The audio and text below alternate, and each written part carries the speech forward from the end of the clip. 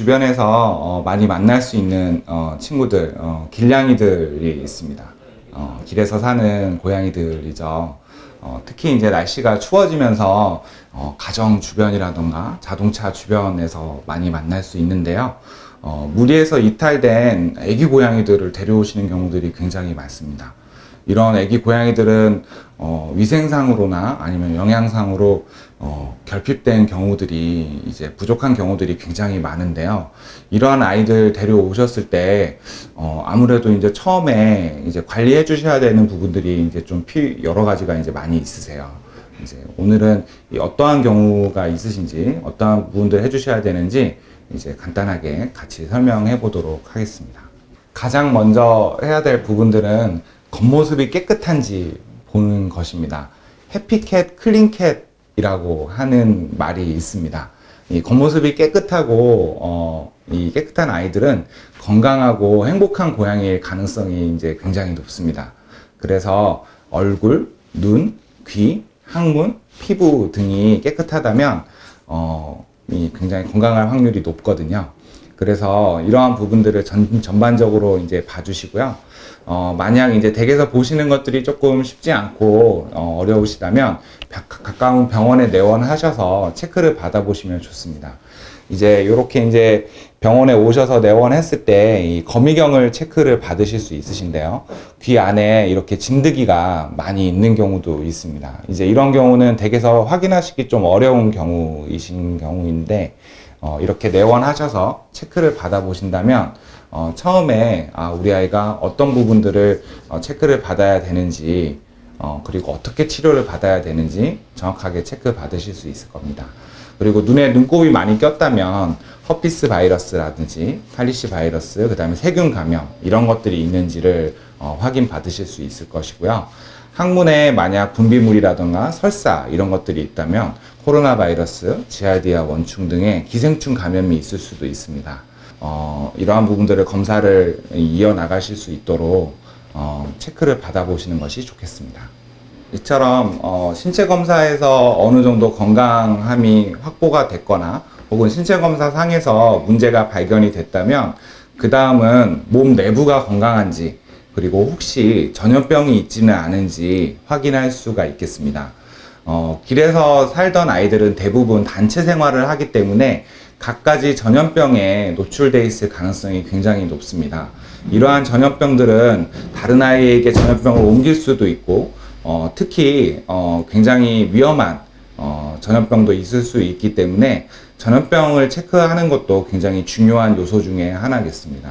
고양이들에게 위험한 전염병으로는 고양이 백혈병 바이러스, 고양이 에이즈 바이러스, 그다음에 범백혈구 감소증 바이러스, 그다음에 고양이 코로나 바이러스 등 다양한 바이러스 질환이 있고요. 그리고 기생충으로는 지알디아, 트리코모나스 등의 이 기생충들이 있습니다. 그리고 그것 외에도 다양한 여러 가지 질환들이 있는데요. 동물병원에서는 키트 검사를 통해서 다양한 이 바이러스 질환과 이 기생충 질환들을 바로 5분에서 10분 안에 검사해 드릴 수가 있겠고요. 그 외에 입안에 있는 분비물이라던가 아니면 분변, 피 등을 이용해서 칼리시 바이러스, 허피스 바이러스 등과 같은 아주 많은 바이러스들과 기생충 질환, 세균 질환들을 연구소로 보내서 PCR 검사를 이용한 검사를 진행할 수가 있습니다. 이렇게 키트 검사와 PCR 검사를 이용하게 된다면 알려져 있는 대부분의 질환들을 확인할 수가 있겠고요. 이렇게 두 가지 검사를 이용한다면 우리가 구조해 온 아이들이 어떠한 질환들에 노출되어 있는지 그리고 이 아이가 어떠한 위험성에 노출되어 있는지 확인할 수 있는 방법이 되겠습니다. 또 특수한 상황이 있으실 수 있습니다.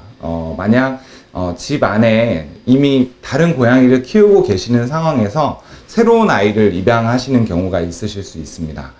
혹시라도 우리 원래 있던 아이가 스트레스를 받으면 어떡하지? 그리고 또 하나는 원래 있던 아이에게 병을 옮기거나 이렇게 되면 어떡하지? 이렇게 두 가지 걱정이 있으실 텐데요. 먼저 스트레스적인 부분에 있어서는 천천히 서로에게 적응할 시간을 주셔야 합니다. 서로에게 적응할 시간을 주기 위해서 처음에는 격리를 시키셔야 합니다. 처음부터 완전히 맞닥뜨리게 해서는 안 되고요. 처음에는 서로에게 소리만 들리도록, 서로 얼굴이 보이지 않고 소리만 들리도록 격리를 시켜주시고 서로의 채취가 묻은 물건을 교환을 해주세요. 그렇게 조금씩 서로 채취가 묻은 물건을 교환시켜 주시고 서로 얼굴을 보여주시고 조금씩 서로 다가갈 수 있도록 서로에게 시간을 주는 방법을 이용해 주시는 게 좋으시고요. 그렇게 천천히 시간을 갖도록 해주셔서 스트레스를 최소한으로 주도록 하는 것이 가장 좋은 방법이실 겁니다.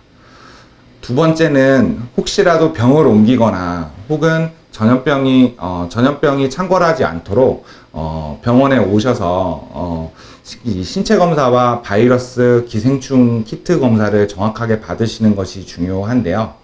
이것은 새로 데려온 아이든 아니면 원래 있던 아이든 두 아이 모두에게 다 해당되는 일이라고 생각을 합니다. 두 아이 모두 신체 검사와 바이러스 검사, 이 기생충 검사를 다 받으신 후에 모두가 다 안전하다라고 판단됐을 때 그때 최종 합사를 진행하시는 것이 안전하다라고 생각이 듭니다. 아이를 입양했을 때의 여러 가지 체크 사항들에 대해서 알아보았는데요. 무엇보다도 중요한 것은 길에서 데려온 아이다 할지라도 사랑과 책임감으로 끝까지 보살펴 주시는 그 마음, 무엇보다도 그 마음이 중요한 게 아닐까 싶습니다.